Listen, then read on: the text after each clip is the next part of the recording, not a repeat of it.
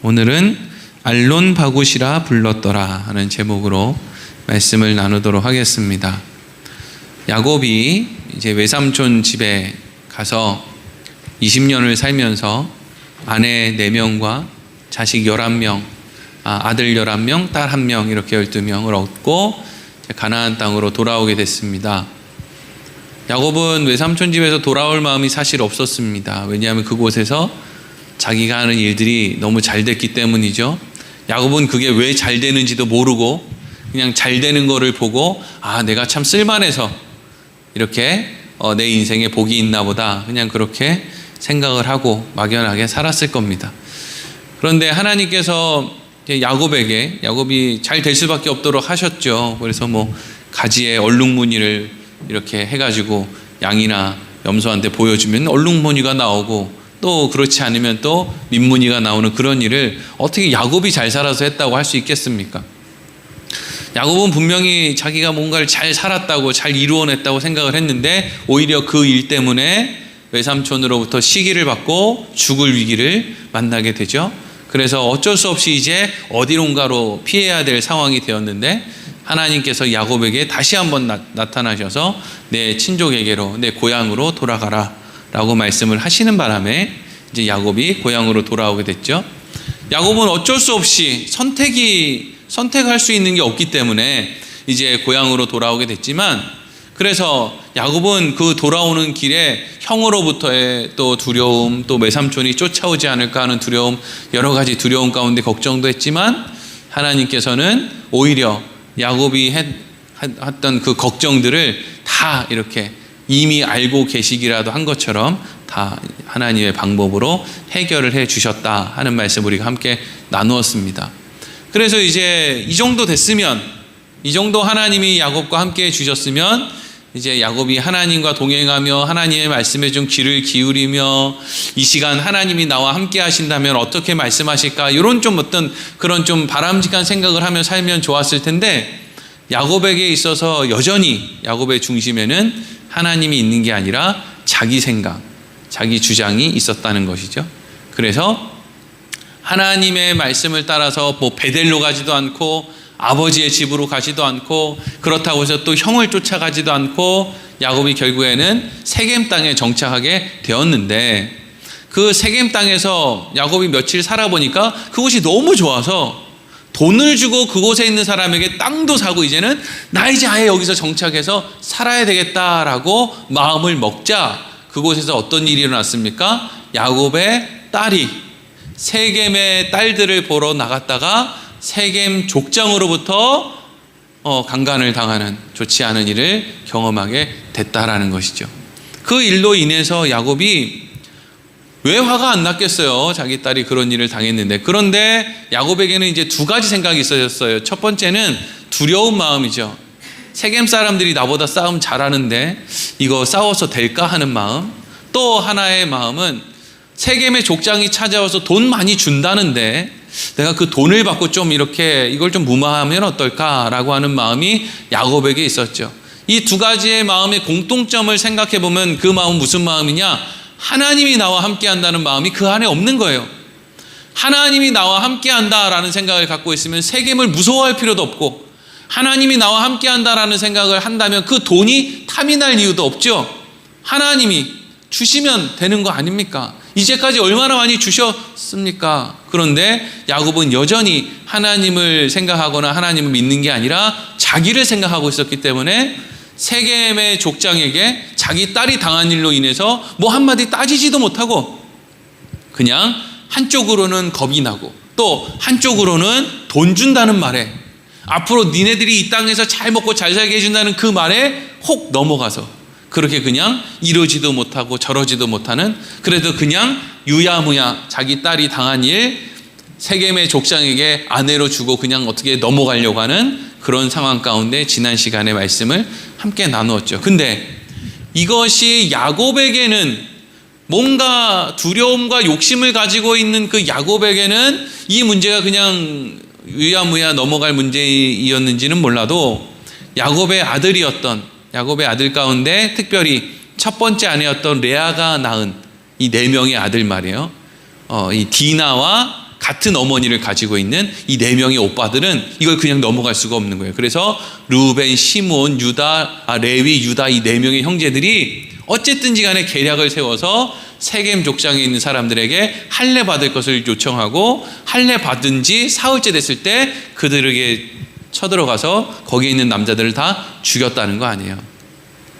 그 이야기를 듣고 다른 형제들이 그 이야기를 듣고 어떻게 했다고 지난 시간에 말씀을 나눴습니까? 쫓아가가지고 거기 있는 재물을 다 노력하고 거기에 있는 자식들과 또 여인들을 뺏어오고 이렇게 했다는 거 아니에요? 결국에 하는 짓이 보니까 똑같더라는 거죠. 이게 계속 이런 말씀이요. 뭔가를 계속 우리한테 지금 말하고 있다는 거예요. 야곱의 아들들이 결국 세겜에 있는 그 나쁜 세겜과 그곳에 있는 사람들과 별 차이가 없었다라는 걸 지금 계속 말하고 있는 것 같고, 또 야곱이 그렇게 못마땅하게 생각했던 자기 아버지 이삭과 에서가 했던 그 행동과 지금 야곱이 하는 행동이 그렇게 다르지 않다라는 것을 지금 성경이 계속 이렇게 같이 이야기하고 있다라는 것을 우리가 좀 볼 수 있어야 돼요. 그래서 야곱이 니네들이 지금 무슨 일을 했는지를 알아? 니네들이 지금 세겜에 있는 사람들을 다 죽이고 그 사람들의 것을 다 노력해 오는 바람에 지금 이 주위에 있는 많은 부족들이 꼭 우리가 한 것처럼 힘으로 우리를 억누르고 우리에게 있는 재물을 뺏어가기 위해서 지금 혈안이 돼 있을 거야. 이제 어떡할 거야? 이제 우리가 당할 일은 이제 노략당하고 이제 멸절당하는 일밖에 남은 게 없어. 이랬더니 이 야곱의 아들들이 야곱에게 뭐라고 했습니까? 창세기 34장 31절 이렇게 이야기하죠. 마지막에 같이 읽겠습니다. 시작. 그들이 이르되 그가 우리 누이를 창녀같이 대우함이 옳으니까. 아멘. 야곱의 아들들이 이렇게 얘기해요. 그가 우리 누이를, 이렇게 하죠. 우리 누이를, 아버지의 딸을 이렇게 얘기하는 게 아니라 우리 누이를. 지금 야곱의 이 네 명의 아들들의 생각에는 아버지는 디나를 딸이라고 생각을 하기나 합니까? 이런 생각이 있는 거죠. 아버지는 저 라헬이 낳은 요셉만 아들이라고 생각하지 다른 자식들은 아들이라고 생각하기는 합니까? 저 디나를 아버지 딸이라고 생각하기는 합니까? 아버지는 그냥 요셉 외에는 자식으로 생각하지도 않고, 그러니까 다른 자식들은 그냥 유야무야 돈만 좀 지어주면 얼마든지 팔아먹을 수 있는 그런 대상으로 생각하는 거 아닙니까? 라고 이야기를 한 거예요. 이게 우리 누이라는 거예요. 우리 누이를, 아버지 딸이 아니고요, 우리 누이를 창녀같이 대하는 것이, 당신은 그것이 아무렇지 않아도 우리는 아무렇지 않지 않다는 거예요. 여러분 아마 지난 세월 야곱이 얼마나 힘들게 살았어요. 외삼촌 집에서도 힘들고 어렵게 살았고, 그때 누군가가 야곱을 찾아가서 당신 뭐가 그렇게 열심히 삽니까? 뭐 그렇게 재산을 많이 모으려고 애를 씁니까? 뭘 그렇게 아등바등거리고 삽니까? 라고 이렇게 물으면, 뭐 여기 있는 여러분들에게도 누군가가 뭘 그렇게 나이 먹고도 그렇게 열심히 살아요? 뭘 그렇게 그냥 애를 쓰며 살아요? 적당하게 이제는 좀 누리며 살아요? 라고 이야기를 한다면 아마 야곱은 이렇게 얘기할 거예요. 나 좋자고 이렇게 사는 게 아니고 나한테 자식들도 많고 하니까 내가 자식들 공부시키고 잘 먹이고 입히려면 최선을 다해야죠.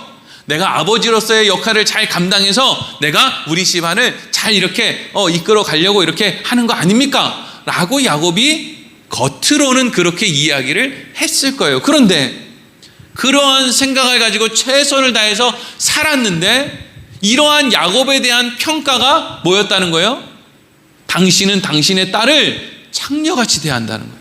이건 다른 말로 하면 당신이 그렇게 열심히 산 결과가 그렇게 돈 앞에 굽신되는 겁니까?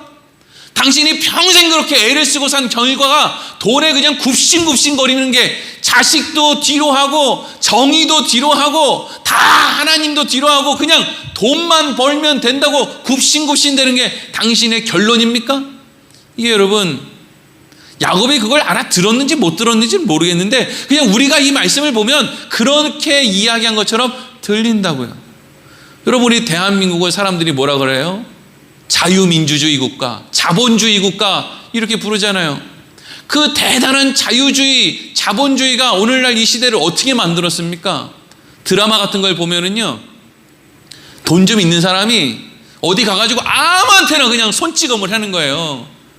그러면 그걸 맞은 사람이 당황해서 뭐야 이거 이렇게 하는데, 거기다 대고 장지갑을 딱 펼쳐가지고 자 이걸로 치료해 이러면서 한 1,000만 원씩 이렇게 막 주면은요, 맞은 사람이요 별로 싫어하질 않아요. 뭔 일이에요 이게 무슨 일입니까 이게? 어디 식당에서 아이들이 그냥 이리 뛰고 저리 뛰고 한다는 게 말이 돼요? 식당에서 다시는 뛰지 못하도록 다리 몽댕이를 분질러야지. 근데 그냥 어이구 내 새끼 기죽으면 안 된다, 기죽으면 안 돼 이렇게 하다가 그냥 뜨거운 거 이렇게 확 엎질러가지고 그냥 그 날르는 그거 일하는 분 이렇게 다리 이런 데 이렇게 막 그냥 쏟아졌단 말이에요. 그러면 아 뜨거워 이렇게 하면 이제 어떻게 해야 돼요? 이제 끌고 가서 드디어 애 다리 몽댕이를 분질러야지. 근데 그렇게 합니까? 그게 아니라 막 화를 내고 있는 종업원들을 향해서 우리 애 기죽이게 뭐 하는 짓이냐고, 돈 주면 될 거 아니냐고. 아니 돈 주면 될 거 아니냐고 이야기하는 부모를 어떻게 해야 돼요? 이걸 입을 꼬매든지 찢든지, 아니면 주위에 있는 사람들이 당신 무슨 말을 그렇게 하냐고, 사람이 돈보다 못하냐고 막 책망을 해야 되는데, 우리들의 관심은 얼마 줄 건데 있다고. 이게 아주 다 병든 거예요. 다 병들었어요. 얼마 줄 건데, 얼마 줄 거야. 10만 원 줄게. 20만 원이나 받자고. 1억 줄게. 괜찮아. 또 부어. 이게 다 물든 거, 이게 병든 거예요, 여러분. 우리가. 아니 예수 믿는 사람들도 그래서 되냐고요? 예수 믿는 사람들 그러면 안 되잖아요. 예? 얼마 줄 건데, 우리 교회 얼마 보상해 줄 건데, 어떻게 해 줄 건데, 이거를 그냥 다 하고 말이죠. 막 야곱이 거기에 물들은 거예요. 하나님이 야곱에게 찾아오시고 앞으로 어떤 일을 하시겠다고 약속도 하시고 모든 일 가운데 늘 함께 해주시고 그렇게 했는데, 야곱은 여전히 자기 생각으로, 하나님은 그냥 자기를 돕는 존재일 뿐, 자기 생각으로 살아야 된다는 생각으로 살다 보니까, 야곱의 인생을 중간 결산을 하다 보니까, 그렇게 하나님이 나를 도와서 내가 열심히 살아온 그 길 끝에 야곱이 지금 어디 서 있었다는 거예요? 자기 자식까지도 돈보다 못하게 여기는, 그것도 하나밖에 없는 딸을 그냥 창녀처럼 대하고 마는, 돈이라고 하면 그냥 오케이 하고 넘어가는 그런 존재가 됐다는 거예요. 그런 존재. 여러분, 교회는 돈으로 할 수 없는 것들을 하는 곳이잖아요. 네? 사랑을 하는 데고 의를 행하는 곳이란 말이에요. 뭐가 누가 누구한테 뭐 보상을 얼마를 해주니, 뭘 갚아주니, 이런 걸 따질 거면 뭐 한다고 우리가 교회에 모입니까? 그냥 세상에서 개모임이나 하고 말지. 근데 그런 논리가 교회 안에 너무 가득 차 있으니까 이제는 교회가 세상을 향해서 힘이 없죠. 우리는 돈보다 위에 있어야 힘이 있는 사람들인데 돈 아래에 있으니까 힘이 없는 거예요. 교회가 힘이 없어요.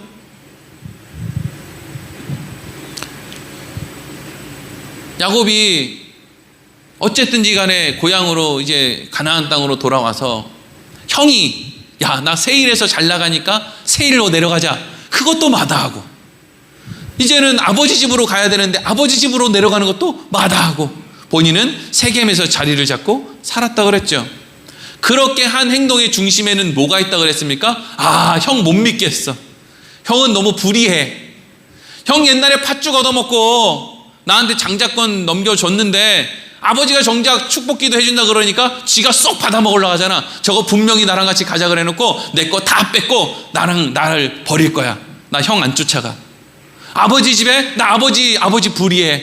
나 아버지 말 믿을 수 없어. 아버지 나한테 아내 얻어오라고 그래 놓고 내가 20년 동안이나 안 돌아왔는데 아버지 나 찾아보지도 않고 분명히 그거 아버지 나 버린 거야. 나 아내 얻어오라고 보낸 거 아니고 나 버린 거야.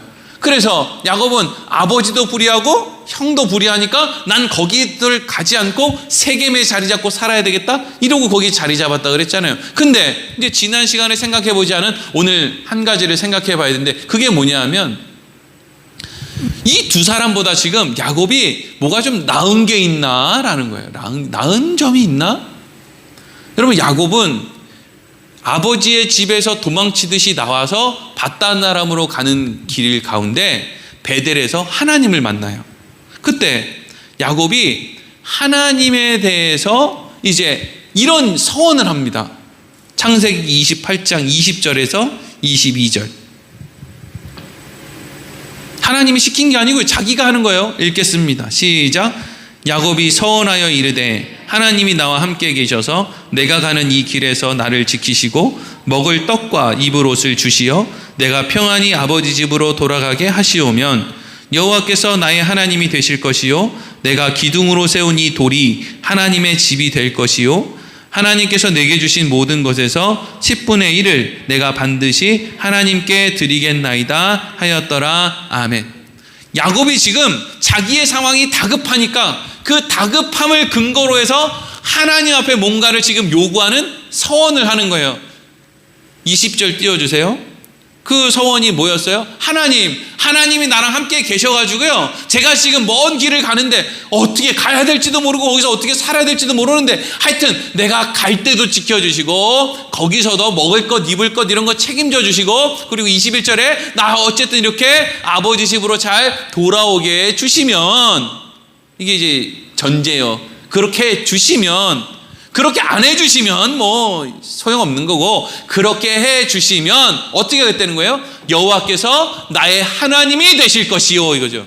이 말은 제가 이제는 하나님의 사람이 되겠습니다. 하나님을 믿겠습니다. 하나님을 나의 주인으로 섬기겠습니다. 내 생각과 내 뜻이 아니라 하나님의 계획, 하나님의 생각을 하면서 살겠습니다. 요 얘기거든요. 그 전제를 자기가 한 거예요. 하나님 나요, 이 길 무사히 걸어갔다가 또 먹을 것 입을 것 잘 먹고 무사히 돌아오면 하나님이 근데 이거 다 이루어 주셨죠. 심지어는 어마어마한 가족들도 주시고 재산도 주시고, 그리고 자기를 죽이려고 했던 원수 에서와 화해도 시켜주시고, 이제는 야곱은 뭐만 하면 돼요? 아버지 집으로 돌아가기만 하면 되는 거예요. 누가 못 가게 막습니까? 얼마든지 갈 수 있는데. 그런데 아버지 집으로 야곱이 가지 않아요. 그리고 세겜에 가서 삽니다. 왜 아버지의 집으로 돌아가지 않은 거예요? 하나님이 나의 하나님이 되는 게 별로 그렇게 탐탁치 않은 거예요. 이게 사람들의 모습이에요. 이걸 우리가 화장실 들어갈 때 마음 다르고 나올 때 마음 다르다 그러죠. 인간 안에 있는 본능이에요. 이게 아담의 후손으로 태어난 우리의 본능이라고요. 하나님 말씀대로 따라 사는 거 싫어요. 싫다고요. 그러니까 지금 야곱이 계속, 뭐 우리가 그 시대에 있는 야곱과 만나서 대화해보진 않았지만 이 야곱이 계속 뭘 얘기할 수밖에 없냐면, 옛날에 형이 나한테 어떻게 했는지 알아? 계속 형에 대한 불만. 옛날에 아버지가 나한테 어떻게 했는지 알아? 그 아버지에 대한 불만. 그걸 계속 입에 달고 살면서 세겜에서 사는 거예요. 하나님을 나의 하나님으로 두고 살려는 마음이 없는 사람들의 공통점은 뭐냐면요, 다른 사람이 신앙생활 시원찮게 한다고 자꾸 정죄한다는 거예요. 여러분 요즘에 칩이나 신문 같은 거 보면은요, 이 교회는 이게 문제다, 저 교회는 저게 문제다 이러고 그냥 뉴스나 신문에서 하여튼 뭐 요즘에는 사람들이 관심만 쭉 끌면 아주 자극적인 제목을 붙어서 별의 별걸 다 얘기해 주니까, 여기에는 뭐 목사가 뭐가 문제고, 그러면 그걸 보고 다른 그리스도인들이 그걸 보면서 마치 나는 대단한 사람인 것처럼, 어이구 이건 목사라는 사람이 이렇게 했네, 아이고 여긴 장로라는 사람이 이렇게 했네, 아이고 여기는 뭐 이단 교회에다가 교회를 팔아먹었어, 이 교회 이거 망할 교회네, 이러고 그냥 입에다가 험한 말을 막 담죠. 근데 여러분, 우리의 관심은요, 뉴스에 나오는 그런 이상한 행동을 하는 교회가 관심이 돼서는 안 되고요, 우리가 해야 되는 행동은요, 그래서 나는 뭐 하는데, 이게 관심이어야죠. 이게 관심이어야죠. 아, 이번에 물난리가 났는데 삼성에서 LG에서 도대체 얼마씩 수재이용금을 내지? 거기에 관심을 두는 건 우리 생각할 게 아니죠. 우리의 관심은 나는 뭘 하느냐죠. 나는 무슨 상관이에요, 다른 사람들이 뭘 하든지 말든지. 그걸 가지고 내가 혀를 차고 정죄를 하고 그런다고 해서 이 세상에 뭐가 바뀝니까? 아무것도 바뀌는 게 없어요. 근데 우리는 아무것도 바꾸고 싶은 마음이 없으니까 어차피 아무것도 바뀌지 않을 행동만 해요. 욕만 한다고요. 어이구 저것들 정치하는 놈들이 잘못이야. 아니 나도 그냥 내 이익에 따라서 다 투표하면서 어이구 저거 정치하는 놈들이 문제야. 사실 여러분, 정말 이 나라가 제대로 돼야 된다고 생각이 들면 지금 우리가 좋아하는 사람 1번부터 10번까지 순위에 있는 사람들 제쳐놓고 그 다음 사람들 중에서 찾아봐야 되는 거 아닙니까? 지금 우리가 지금 우리가 좋다고 하는 사람들, 1번 뭐 5손가락 안에 드는 사람들, 제대로 된 사람이 있는지 우리 스스로도 너무 허무하지 않나요? 그런데 그 안에서 또 뽑아가지고 그 안에서 또 나오잖아요. 이게 뭔 일이에요? 뭔 일이냐고요. 야곱이 본인은 하나님한테 아주 대놓고 서원을 하죠. 그리고 하나님의 도우심을 다 받았어요. 이런 가족이 어떻게 생겨요? 이런 재물이, 이런 화해가 어떻게 생겨요? 그런데 야곱은 돌아가지 않는 거예요. 하나님을 나의 하나님으로 두고 사는 게 싫은 거예요. 22절 말씀을 보면은요, 22절 띄워주세요. 그 다음 거. 그 다음 거. 화살표 하나를 빨리 눌러요. 21절 다음에 22절. 네. 야곱이 이런 얘기를 해요. 나의 하나님이 되실 것이고, 뒤편에 이 돌이 하나님의 집이 될 것이고, 하나님께서 내게 주신 모든 것에서 10분의 1을 내가 하나님께 드리겠습니다. 그러니까 야곱이 하나님께 서원한 건 크게 3가지였어요. 첫 번째가 하나님은 나의 하나님이 될 겁니다 였고, 두 번째는 이 돌이 하나님의 집이 될 것이고, 세 번째 하나님 앞에 10분의 1을 바치겠습니다 라고 하는 거였거든요. 여러분, 이 3가지가 사실 모든 종교 안에 있는 공통점이에요. 기독교는 하나님을 섬기겠다라는 것이 다른 거예요. 다른 종교도요 다 있어요. 뭐가 있어요? 이 돌이 하나님의 집이 될 것이, 이게 뭐예요? 뭐라고 해야 되죠? 그 종교가 가지고 있는 어떤 신전 혹은 신당, 이런 것들이 꼭 있단 말이에요. 교회만 이런 교회 건물이 있는 거 아니잖아요. 그래서 어디 버드나무 밑에다가 뭐 대단한 100년 동안 내려오는 느티나무 밑에다가 줄 같은 거 쳐놓고 거기서 비나이다 하잖아요. 거기가 있는 거예요. 그리고 어떤 종교도 어떤 우상을 믿는 사람들 거기에 뭐가 있느냐? 자기 재물 바치는 일이 있어요. 그런데 야곱도 그러니까 그렇게 하겠다는 거예요. 자기가 하나님이 하라고 한 게 아니고 본인 생각에 다른 종교를 믿는 사람들도, 우상 믿는 사람들도 다 그렇게 하니까 당신이 나를 이렇게 바다나람으로 갔다가 무사하게 돌아오게 해주시면 내가 다른 신을 믿는 사람들과 같이 나도 이 돌이 있는 곳을, 여기를 신전으로 만드는 것처럼 여기를 의미 있는 장소로 둘 것이고, 그리고 내가 하나님 앞에 제물도 바치겠습니다 하는 거예요. 이건 하나님이 명령한 게 아니라 야곱이 자기 입으로 한다고 한 거예요. 하나님이 야곱에게 만들어내려는 것은요, 사실 1번, 2번, 3번 중에 1번이에요. 1번이 뭐예요? 이제는 하나님이 나의 하나님이 되실 것입니다, 이거거든요. 사실 1번이 해결된 사람은요 2번, 3번, 그러니까 기독교인들에게 있어도 하나님이 나의 하나님입니다, 이게 해결된 사람은요 주일날 교회에 나오는 거, 또 하나님 앞에 예물 드리는 거 하나도 거부감이 있지 않습니다. 거부감이 없죠. 근데 1번이 해결 안 된 사람은요 2번, 3번을 하는 데 있어서 말이 많습니다. 궁시렁궁시렁 말이 많아요. 내가 교회 거길 꼭 가야 되는 거야? 아니 이거 오는 건 몇 미터나 된다고, 이것이 일주일에 대단하게 몇 번이나 오는데, 일주일에 한 번 1시간 와서 앉아있는데 뭐가 그렇게 불만이 많아? 1번이 해결된 사람한테 2번이 해결이 안 된다는 게 말이 됩니까? 이게 말이 안 되는데 이걸 자꾸 궁시렁궁시렁 하는 거예요. 우리가 지금 온라인으로 예배를 드리지만 이제는 온라인 예배 드릴 필요 없잖아요. 다 오면 됩니다. 근데 그냥 온라인으로 계속 예배 드리겠다는 사람, 물론 다른 지역에 있는 분들이 여기서 같이 예배 드리고 싶어요 하는 분들이 있을 수 있어요. 하지만 그분들도 사실은 가까운 교회에 가서 현장에서 예배 드리는 게 낫죠. 제가 하는 말이 제대로 됐습니까? 우리 교회가 얼마나 대단합니까? 내세울 게 있습니까? 그런 것도 없는데 그냥 집에 앉아서 편하니까 이걸로 이제 핑계는, 목사님 설교가 좋아서 그거 듣는 거예요. 집 주위에 목사님 설교 좋은 교회 지천에 널렸습니다.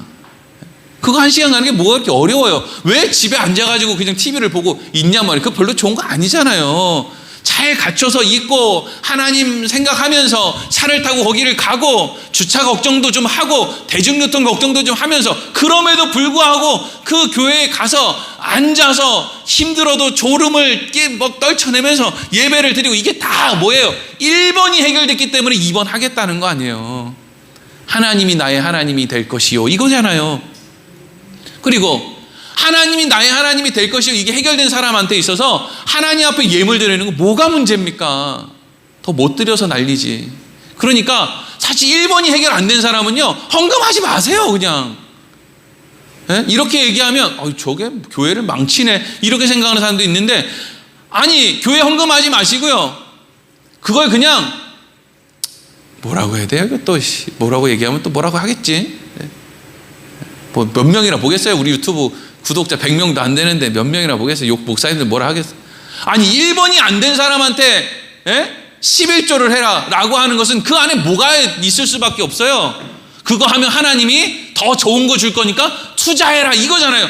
우리는 하나님 앞에 투자하려고 헌금하는 사람들이 아니에요. 신앙의 고백으로 난 하나님 앞에 목숨줄이 달렸습니다. 이 고백으로 내 예물은 내 신앙심 아래에 있습니다. 이 고백으로 하나님 앞에 예물 드리는 사람이지, 하나님이 돈이 없어서 하나님께 예물 드리는 사람이 아니란 말이죠.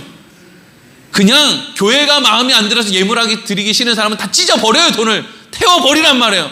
교회 갖고 오기 싫으면 다 태워버려요.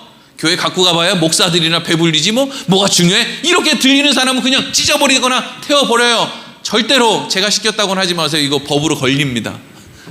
이게 돈 태워버리면 나라 법에 걸리더라고요. 지난번에 그 얘기했다 깜짝 놀랐네. 네.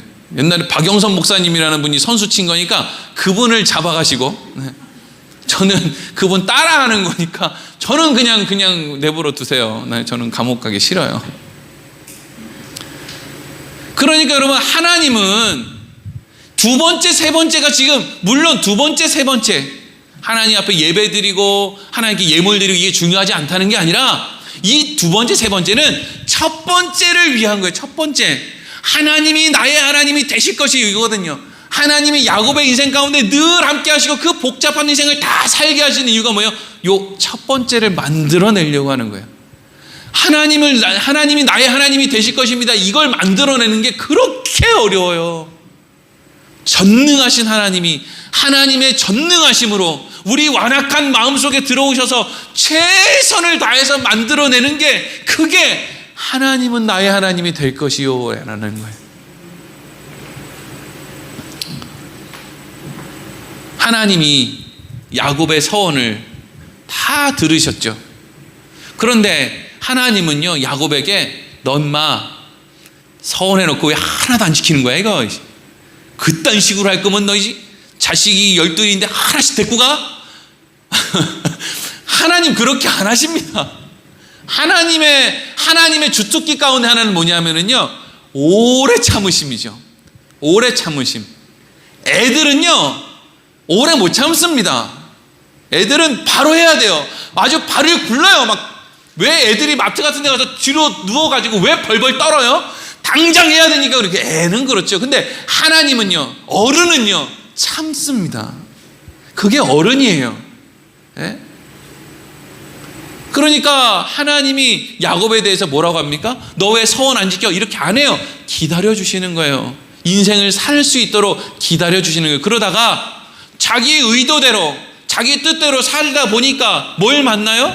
위기를 만나요. 위기를. 근데 어떻게 하면 위기를 더 빨리 만나는 줄 아십니까? 내 뜻대로 사는데 하나님이 나 도와주실 때, 그때 인생의 위기를 더 강하게 만납니다. 왜냐하면 이게요, 무식한 사람이 힘을 가지면 사고 친단 말이에요. 내 생각으로 하는데 하나님이 도와주셔봐요, 사고 나지. 그게 야곱의 인생 아닙니까? 지금 사고 난 거 아니에요.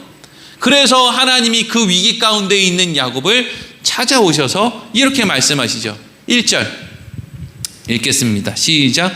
하나님이 야곱에게 이르시되 일어나 베델로 올라가서 거기 거주하며 내가 내 형 에서의 낯을 피하여 도망하던 때에 내가 내게 나타났던 하나님께 거기서 제단을 쌓으라 하신지라. 아멘. 하나님이 야곱에게 뭐라 그래요? 일어나 베델로 와. 그 베델, 아무것도 없는, 형과 아버지 속이고 쫓겨나시 나와서 아무런 소망이 없는 너를 찾아가서 만나주셨던 그 하나님이 계신 베델로 와. 거기서 제단을 쌓아. 여기서 제단을 쌓는다는 말은 하나님을 기다려, 하나님을 만날 준비를 해.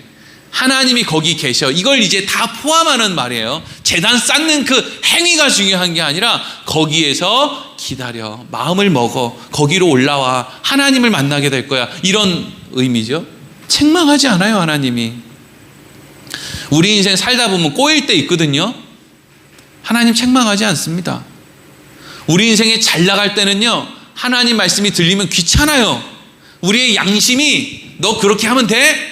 너 주일날 그렇게 하면 돼? 너 돈을 그렇게 쓰면 돼? 그렇게 돈지랄하면서 살면 돼? 이렇게 우리 양심이 찌르면 우리가 잘 나갈 때는요, 아이 귀찮아, 내 마음대로 살 거야, 다 세상 그러고 살아, 이러는데 하나님 말씀 들리지도 않죠. 그런데 우리 인생에 위기가 닥치면요, 하나님의 말씀이 그렇게 꿀송이 같은 거예요. 야곱이 지 잘난 맛에 자기 재산 가지고 세겜으로 살 때는 자기가 서원했던 그 내용이 왜 안 들렸겠어요? 사람이 양심이 있는데. 세겜에서 베델 그렇게 멀리 떨어져 있지 않은데 가면 금방 가는데, 근데 그 지척에 있는 세겜에 자리 잡고 사는데 왜 야곱의 마음 가운데 내가 옛날에 저기 간다고 했는데, 하나님을 나의 하나님으로 한다고 했는데 왜 그런 생각이 안 들었겠어요? 근데 지가 잘 나갈 때는 하나님이랑 약속, 내 양심이 하는 말 안 들리는 거예요. 애써 외면하는 거예요. 그런데 자기 인생에 위기가 생기니까 옛날에 내가 베델에서 어떻게 했는데, 옛날에 하나님이 나를 어떻게 도와주셨는데, 그런 게 왜 이제 생각나냐고요. 빈털털이 되니까 왜 그게 생각이 나나군요. 왕년에 잘 나갈 때는 생각이 안 나고 왜 빈털털이 된 다음에 그게 생각이 나냔 말이죠. 그게 빈털털이가 돼야만 그게 생각이 나는 거예요. 그래서 야곱이 어떻게 해요? 2절에서 4절 읽겠습니다. 시작. 야곱이 이에 자기 집안 사람과 자기와 함께한 모든 자에게 이르되, 너희 중에 있는 이방 신상들을 버리고 자신을 정결하게 하고 너희들의 의복을 바꾸어 입으라. 우리가 일어나 베델로 올라가자 내 환난 날에 내게 응답하시며 내가 가는 길에서 나와 함께하신 하나님께 내가 거기서 제단을 쌓으려 하노라 하매, 그들이 자기 손에 있는 모든 이방 신상들과 자기 귀에 있는 귀고리들을 야곱에게 주는지라. 야곱이 그것들을 세겜 근처 상수리 나무 아래에 묻고. 아멘. 야곱이 이제 마음을 먹었어요. 마음을 안 먹을 수가 없어요. 지금 이 상황이 그저 그런 상황이 아니고요. 지금 야곱의 집이 지금 가지고 있는 세겜에서 훔쳐온 많은 재물이 지금 이게 시한폭탄이에요. 주변에 있는 부족들이 물론 세겜 사람들의 어떤 그 당한 일로 인해서 복수하기 위한 마음도 있지만 그게 큰 게 아니라 지금 야곱의 집에 있는 세겜에서 훔쳐온 그것들, 그 많은 재산들이 지금 이게 시한폭탄이라고요. 언제 다른 부족들이 와서 지금 야곱의 가족들을 다 없앨지 공격할지 모르는 상황이에요. 그런데 하나님의 말씀이 들리니까 하나님 앞에 야곱이 이제 알겠습니다, 제가 이제 베델로 가겠습니다 이러고 가는 거예요. 그런데 어떻게 갑니까? 2절 말씀을 보니까 일단 옷을 갈아입어요. 자기가 가지고 입고 있었던 의복, 자녀들이 입고 있었던 의복, 이게 세상 사람인지 하나님의 사랑인지 애매하게 보이는 그 의복, 이게 바다나람의 사람인지 아니면 아버지 이삭으로부터 물려온 전통을 가지고 있는 이 유대인의 전통을 가지고 있는 이 의복인지 애매하게 살았던 그 애매함을 벗어버리고 의복을 입는 거예요. 우리 인생 가운데 여러분 위기가 찾아와 봐요. 신앙생활 대충 하는 사람이 있나? 집에 위기가 나가지고 자식이 다 죽게 생겼는데 교회 나올 때 쓰레빠 질질 끌고 껌 찍고 나오는 사람 있나 한번 봐봐요. 없지. 그렇게 나오면 안 된다는 건 자기도 알아요. 근데 그냥 그러고 나오는 거예요. 껌 질질 씹으면서 그냥 쓰레빠를 질질 끌면서 모자를 뒤로 썼다가 앞으로 썼다가, 그래가지고 누가 모자를 왜 쓰고 나오냐 그러면 나 상처받아서 교회 안 나온다는 이야기나 해서 쌓고 그냥. 오늘 다행이네, 모자 쓴 사람이 하나도 없어가지고. 이 청소년 애들이나 하는 짓이잖아요 이거. 쓰레빠를 질질 끌고 오면 그 정도 용기는 있어야지. 누군가가 나의 쓰레빠를 지적할 것이다. 그 정도 깡은 가지고 나와야지. 그리고 쓰레빠 질질 끌고 나와서 누가 뭐라 그랬다고 나 상처받아서 교회 안 나간다고. 상처가 아니라 귓방맹이 안 맞은 것만 해도 다행이지, 옛날 어른들 같았으면 쓰레빠 신고 교회 나왔으면 성경책으로 귓방맹이 맞았어요. 그러면 이제 상처받았다고 또 교회 더 안 나오겠지 뭐. 야곱이 모르는 게 아니에요. 알았던 거예요. 어떤 의복을 가지고 어떻게 우리가 살아야 되는지, 이 집구석에 신상이 있으면 되는지 안 되는지 모르는 게 아니었다고요. 근데 아는데 뭉개고 그냥 살았던 거예요. 인생에 위기가 생기기 전까지는. 그런데 그 위기가 생기니까, 근데 희한하죠. 이전까지 이 자식들이 아버지 말을 그렇게 안 들었는데 이 집구석에 이제 위기가 생겨가지고 다 죽게 생겼거든요. 이걸 야곱만 아는 게 아니라 처음에 이제 이 시므온하고 레위가 세겜 족속에 있는 남자들 이렇게 할례받게 만든 다음에 죽이고 나머지 형제들이 가서 약탈할 때까지만 해도 그 욕망에 취해가지고 이게 지금 자기들한테 있어서 이게 독약이고 시한폭탄이라는 걸 모르고 그냥 훔쳐오기는 했죠. 근데 시간이 지나고 보니까 이 자식들도요, 우리가 무슨 짓을 했는지 이제 그제서야 눈이 떠지는 거예요. 주변에 있는 부족들이 우리가 가지고 있는 재물이 탐나서 연합을 해서 우리를 짓밟으려고 하고 있다는 소식을 지들도 다 듣는 거예요. 그러니까 이렇게 큰 위기가 생기니까 아버지 말에 그제야 귀를 기울이는 거예요. 그럼 자식들이 여러분 말 안 듣잖아요. 그렇죠? 근데 언제 자식들이 여러분 말 들어요? 그들이 인생에 위기가 닥칠 때, 이혼하기 일보 직전에, 자식 어디 맡길 데 없을 때, 사업 부도나기 일보 직전에. 왜 그때는 아버지의 뭐라고 해야 되지? 그 아버지가 하는 말이 그렇게 왜 이렇게 뿔송이 같이 들리냔 말이에요. 지가 잘났다고 할 때는 아버지를 그렇게 가르치려고 들던 사람이 자기 인생에 위기가 닥치면 왜 그렇게 부모님의 말을 듣는데 이렇게 뿔송이 같이 잘 들려요? 참 사람들 참 이기적이지.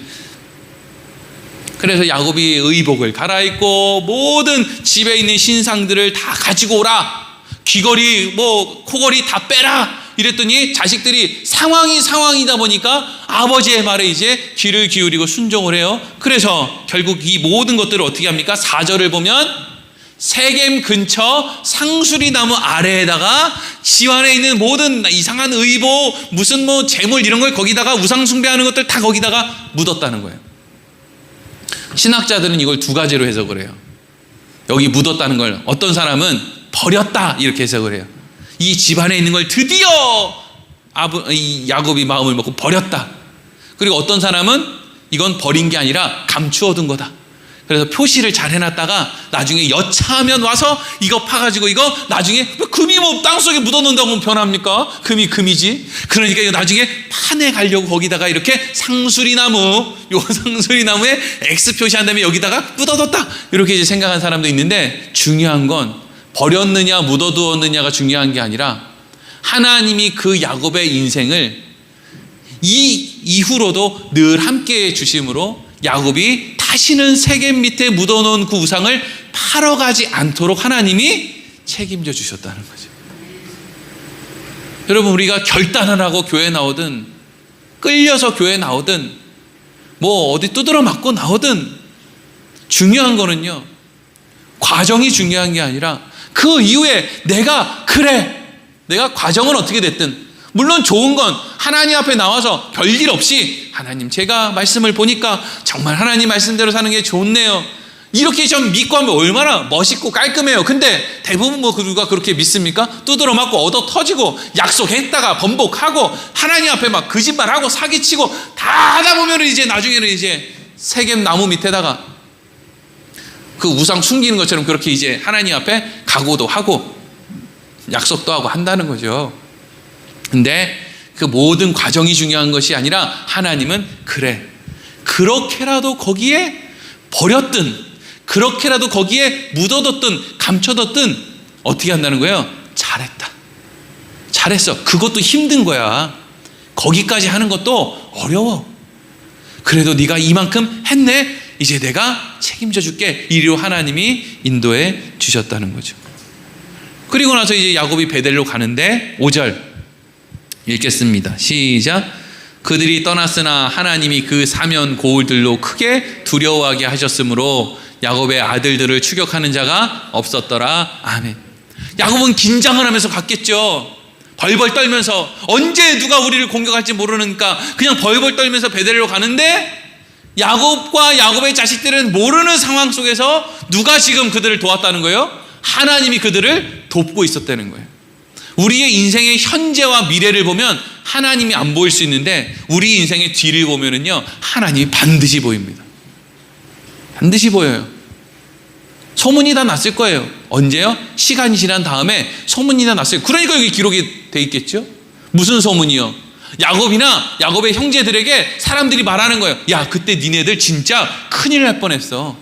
근데 너희들을 치러 가려고 하는 그 부족장들 그 꿈에 하나님이 나타나셔서 그거 야곱 공격하라면 니네 자식들부터 죽인다고 하나님이 무시무시하게 말씀하셔서 우리가 겁이 나서 갈 수가 없었어. 이 말이 당장에는 야곱과 야곱의 자식들이 몰랐는데 시간이 지난 다음에는 분명히 그 이야기가 들렸을 거라고요. 그러니까 여기에 이렇게 알고 기록을 해왔겠죠.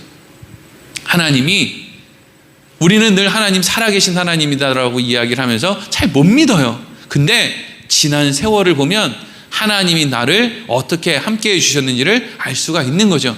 그리고 그렇게 해서 겨우겨우 이제 베델에 야곱과 야곱의 가족들이 도착을 했어요. 외삼촌 집에서 20년, 그리고 가나안 땅으로 돌아와서 숫곳과 세겜에서 약 한 2, 3년 정도 살고 드디어 3, 4년 정도 지난 시점에서 드디어 베델을 떠났던 야곱이 베델로 도착한 거죠. 그리고 6절, 7절 그곳에서 야곱이 이렇게 말합니다. 읽어볼게요. 시작.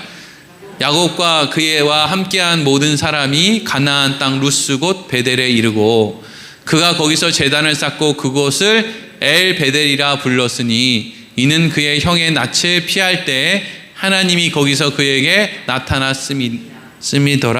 아멘.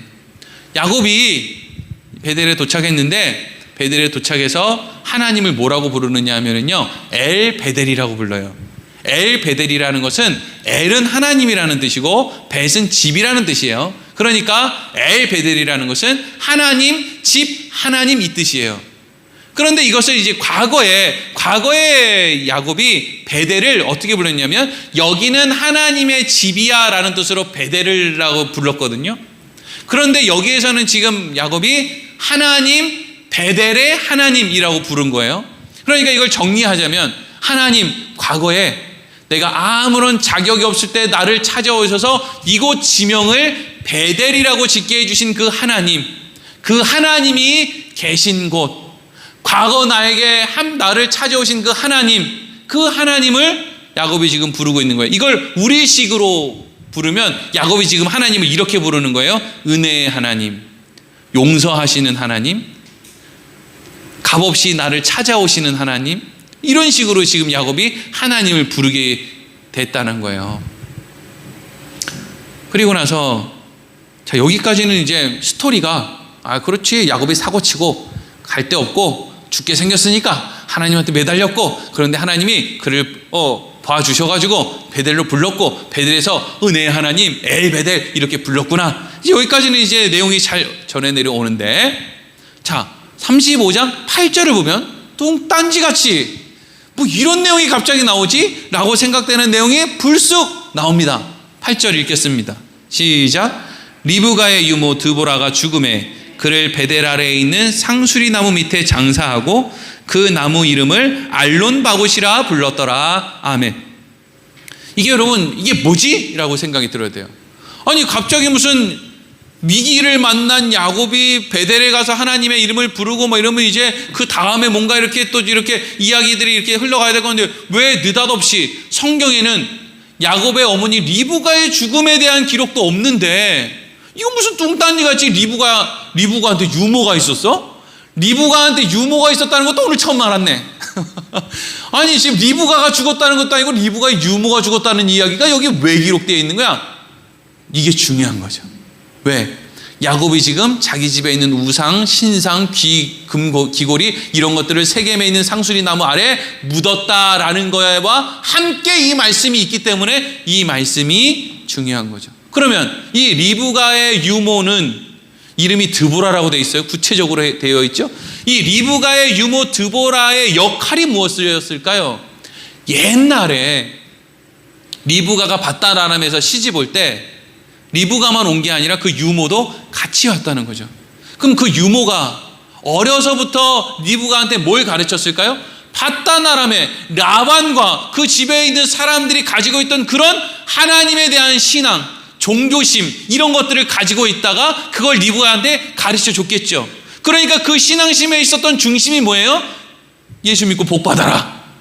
예수 믿고 기도하면 돈 많이 번다. 예수 믿고 기도하면 못 가는 대학이 없다. 이런 내용의 신앙들이에요. 여러분 오늘날 그리스도인 이 교회가 많이 어려워지는 문제 가운데 하나는 뭐냐면은 교회들은요 이런 강박 속에 지금 시달리고 있어요. 교회 다니는 사람은 무조건 잘 돼야 된다. 아주 여기에 시달리다가 무리수를 던지다가 결국엔 망조가 나오고 있다고요 지금. 여러분 교회 성경에 나오는 그 누가 하나님을 믿는다는 이유로 누가 그렇게 잘 됐습니까? 예수님이요? 아니면 예수님이 제자들이요? 바울이요? 누가요? 예수 믿는다는 이유로 핍박받고 박해받고 세상이랑은 담쌓고 세상으로부터 영향을 받지 않으려고 애를 쓰며 살았지. 어디 교회 다니는 사람은 세상 사람들보다는 뭐라도 잘 돼야 돼. 반장도 교회 다니는 사람이 다 해야 되고 뭐 하다못해 통장, 이장, 무슨 구의원, 무슨 하여튼 뭐라도 다 교회 다니는 사람들이 해야 돼. 그래야 하나님께 영광이야 라고 하는 그 강박, 그게 여러분 교회를 망치죠. 근데 그런 생각을 가지고 있었던 것이 이 리브가의 유모이고 바다나람의 신앙이에요. 그 신앙을 가지고 리브가가 오니까 자식한테 아버지를 속이라는 제안을 아무렇지 않게 하는 거죠. 왜? 그것을 통해서 내가 원하는 것을 얻은 다음에 하나님께 영광만 돌리면 된다는 거 아닙니까?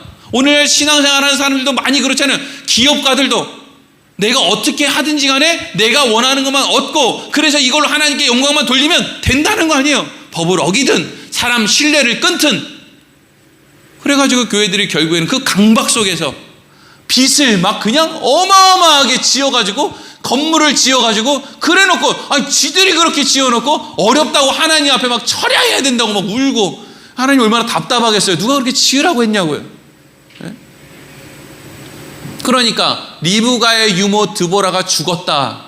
근데 그를 베델 아래에 있는 상수리 나무 아래 묻었다. 이것은 그 앞에 있는 집에 있는 우상과 금 귀걸이들을 다 모아서 세겜 상수리 나무 아래 묻었다라는 것과 같이 이제 하나님이 나의 하나님이 되실 것입니다 라고 하는 것을 가로막는 모든 생각들을 지금 이 상수리 나무 아래 유모를 묻었다라는 표현이 야곱이 가지고 있던 그러한 종류의 신앙관을 거기에다가 묻었다라는 뜻이에요. 근데 이제 여기서 중요한 그 나무의 이름이 나오는데 그 나무의 이름이 지금 뭐라고 되어 있어요? 알론 바굿이라고 되어 있죠. 알론 바굿은 뜻이 뭐냐면 슬픔의 상수리 나무, 애곡의 상수리 나무란 뜻이에요. 이게 여러분 너무 성경이 우리에게 직접적이고 아주 그냥 우리의 전곡을 콕 찍는 내용이죠. 그게 뭐예요? 우리는요 이제 나는 하나님의 뜻대로 살 거야, 내 계획대로 살지 않고 하나님의 뜻대로 살 거야 라고 하는 고백을 하면 왠지 눈에서 뭐가 나올 것 같아. 눈물이 나오는 거예요. 눈물이. 하나님 이제 내가요 세상 따라가지 않고 하나님 뜻대로 살게요 라고 하면 무슨 도살장에 끌려가는 무슨 소가 끌려가는지 나 이제 죽었어 이러고 끌려가는 거예요. 애곡의 상수리 나무. 예? 막 하나님 말씀대로 살면 밥도 요만큼씩 줄 것 같고 갑자기 하나님을 따르겠습니다라고 하나님이 갑자기 그래서 네 계좌번호가 뭐냐? 자 불의유색에 네 계좌 안에 있는 돈이 다 자동이체됐다. 이럴 것 같아서 밥도 요만큼씩 주고 돈 다 뺏어가고 선교사로 보내서 아프리카에서 말라리아에 걸려가지고 해롱해롱되고 맨날 그럴 것 같은 거예요. 그러니까 하나님 뜻대로 산다 그러면 어떻게 해요? 애곡을 하면서 아유 나 이제 죽었네 이러고 끌려가는 거예요. 참 기가 막힌 성경의 내용이죠. 자식들이 아버지 저요 하나님 말씀대로 살려고요. 그러면 아버지가 야 네가 드디어 하늘의 지혜를 깨달았고 이게 아니라 왜 그렇게 살려고 하는 거야? 왜 네가 선교사를 가야 돼? 왜 네가 목사가 돼? 이게 내가 너를 어떻게 키웠는데 잘못 가르쳤구나. 이제 막 그러죠. 막 요즘에는 뭐 드라마만 틀면 그냥 왜 그렇게 신부 수녀하겠다는 사람들이 그냥 하기로 했으면 그냥 하든지 그냥 하나님 이 남자가 하나님보다 더 낫사오니 왜 이리로 자꾸 가냐고요. 예? 누가 뭐 하나님이 세상 포기하고 와가지고 수녀 신부 하랬어요? 지들이 한다 그래놓고 왜 그걸 가지고 뭐 하니 못해? 하고 싶으면 해. 난 아무 상관없어. 하나님이 이런다는 걸 알아야지. 뭘 그게 고민거려요. 하나님이 그렇게 눈물을 뚝뚝 흘리면서 하나님 이제 내가 가지고 있던 그 신앙관, 내가 가지고 있던 어떤 종교적인 우상을 섬기는 모든 것들 다 땅에 묻고 하나님만 따르겠습니다라고 하면서 눈물을 뚝뚝 흘리는 야곱에게 하나님 뭐라 그러는 줄 아세요? 9절에서 13절 읽겠습니다. 시작. 야곱이 밧단 아람에서 돌아오매 하나님이 다시 야곱에게 나타나사 그에게 복을 주시고 하나님이 그에게 이르시되 내 이름이 야곱이지만은 내 이름을 다시는 야곱이라 부르지 않겠고 이스라엘이 내 이름이 되리라 하시고 그가 그의 이름을 이스라엘이라 부르시고 하나님이 그에게 이르시되 나는 전능한 하나님이라 생육하며 번성하라 한 백성과 백성들의 총회가 내게서 나오고 왕들이 내 허리에서 나오리라. 내가 아브라함과 이삭에게 준 땅을 내게 주고 내가 내 후손에게도 그 땅을 주리라 하시고 하나님이 그와 말씀하시던 곳에서 그를 떠나 올라가시는지라. 아멘. 9절 띄워주세요. 하나님이 야곱에게 뭐라고 합니까? 눈물을 뚝뚝 흘리네. 야곱아, 네가 드디어 밧단 아람에서 돌아왔구나. 아들아, 네가 드디어 이방 땅에서 돌아왔구나. 이제 내 집으로 아버지의 품으로 왔구나. 우리가 세상에서 사는, 여러분, 하나님이 우리를 세상에서 살도록 만들어 놓는 이유는요, 그것들 가운데 하나님이 얼마나 좋은 분인지를 깨닫고 내 아버지 집에는 얼마나 풍족한가, 내 아버지 집에는 줄이는 자가 없는데 내가 아버지 집으로 돌아가야지라고 생각하고 돌아갔던 탕자처럼 세상은요, 우리로 하여금 하나님을 더 깊이 생각하게 만드는 하나님의 방법, 도구예요. 그래서 하나님이 야곱이 드디어 밧단 아람에서 돌아왔다라는 표현을 하고 있는 거예요. 이제 돌아왔구나. 거기 땅 안에다가 다 묻고 이제 네가 하나님, 내가 여호와를 나의 하나님으로 섬기겠습니다라고 나오니까 하나님이 너 잘 왔다. 내가 이제 너 꼭 탕자가 돌아왔을 때 아버지가 그를 품에 안고 손에 가락지 끼워주고 신의 신을 신겨준 것 같이 야곱이 그렇게 고백하고 오니까 하나님이 지금 울 일이 아닌데 이거 네가 지금 울고 오는 일이 아닌데 너 잘 왔다. 내가 너한테 복을 줄 거야. 너 내가 주는 복이 얼마나 큰 복인지 너 비명이나 지르지 마라. 그러면서 다음 10절에 뭐라고 해요? 넌 이제 야곱이 아니라 이스라엘이야. 이건 다른 표현이라면 이제는 너는 내 자식이야. 하나님과 겨루어 이겼다. 누가 하나님과 겨루어 이깁니까? 하나님과 겨루어 이기는 자는 세상에 없어요. 근데 하나님이 하나님과 겨루어 이겼다는 이름의 뜻을 야곱에게 줍니다. 그게 뭐예요? 너는 내 자식이라는 거죠. 자식 이기는 부모 없는 거예요. 하나님이 우리를 자녀 삼아주시는 거예요. 그리고 나서 뭐라고 합니까? 11절에 내가 너를 왕으로 삼을 거야. 기가 막힌 일이죠. 우리는 하나님 뜻대로 살겠습니다. 여러분 막 죽을 것 같은데 하나님은 이게 죽는 게 아닌데 이게 영원히 왕노릇하며 사는 길로 오는 건데 쟤 왜 이렇게 눈물을 뚝뚝 흘리지? 그러면 눈물을 뚝뚝 흘리고 가는 게 영원한 하나님의 나라에서 왕노릇하는 거라면 그러면 신바람 나서 눈물 안 뚝뚝 흘리고 내가 살겠습니다라고 싶은 대로 가는 데는 뭐예요? 그러면 내 누이를 창녀같이 여기는 것이 옳습니까? 라고 하는 그 자리예요. 돈 앞에 굽신거리는 자리. 우리는 하나님이 왕으로 만들어주겠다는 자리를 마다하고 자꾸 돈 앞에 굽신거리는 자리로 가겠다는 거예요. 여러분, 이 세상에 얼마나 큰 부자가 돈 앞에 굽신거리지 않습니까?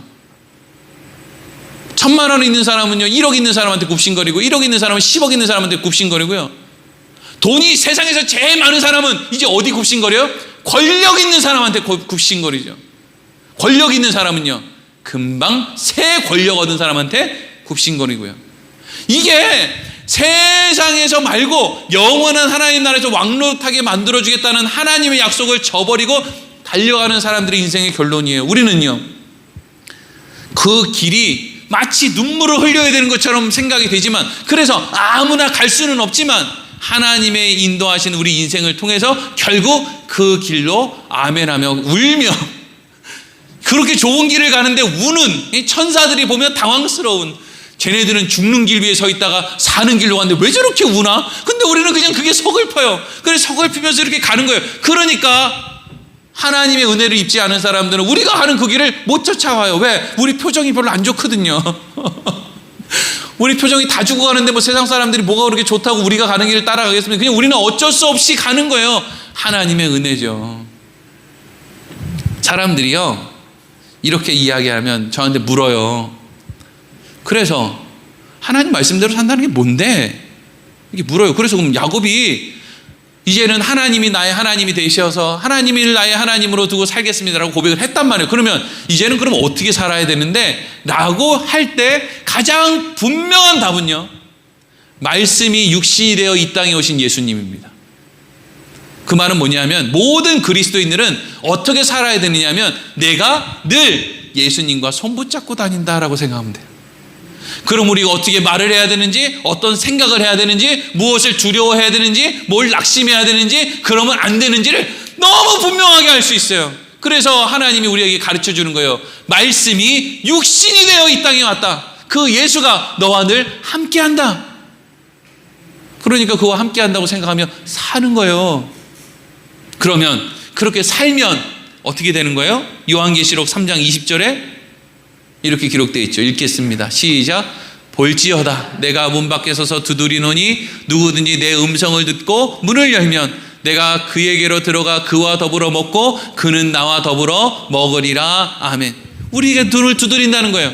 하나님을 섬기며 하나님을 나의 하나님으로 두고 살자라고 문을 두드린다는 거예요. 이게 뭐라고요? 예수님이 내 손을 붙잡고 다니면 나는 어떻게 할 것인가? 이것을 생각하며 살자는 거예요. 그렇게 하면 예수님 지금 어디 계세요? 하나님의 보좌에 앉아 계시죠. 하나님 보좌 우편에 앉아 계시는 그 분과 우리가 어떻게 한다는 거예요? 더불어 먹게 될 거라는 거죠. 더불어 먹는다는 거예요. 우리 인생이 마땅히 해야 될 일이라는 거예요. 하나님이 야곱을 그 길로 끌고 가는 거예요. 그게 그렇게 힘들어요. 아직도 끝나지도 않았어요. 야곱이 지금 그 고백, 하나님 이제 제가 하나님을 나의 하나님으로 인정하며 살겠습니다 라고 하는, 뒤 돌아보지 않겠습니다 라고 하는 그 고백을 했는데, 중요한 건 이 고백이 가짜라는 게 아니고요, 이 고백을 한 야곱에게 너무 힘이 없는 거예요. 그래서 이후로도 끊임없이 이 고백이 흔들려서가 아니라, 여기 있는 사람 중에 누가 하나님이 나의 하나님입니다라는 그 말을 부정하는 사람이 있겠어요? 근데 살다 보니까 자꾸 고백은 그렇게 했는데 또다시 야금야금 내가 원하는 대로 슬금슬금 갈까 말까 막 요거를 이렇게 하는 거예요. 그 인생을 이제 야곱이 좀 더 살아야 돼요. 야곱의 인생이 그렇게 사는 거예요. 그래서 야곱의 인생을 이후에 나오는 말씀에는요, 야곱의 인생인데 그 야곱의 인생을 어떻게 표현하느냐? 요셉의 인생으로 표현하는 거예요. 그 뒤에 이제 내용이 나오니까. 자, 오늘 말씀은 이렇게 마치도록 하겠습니다. 기도하겠습니다.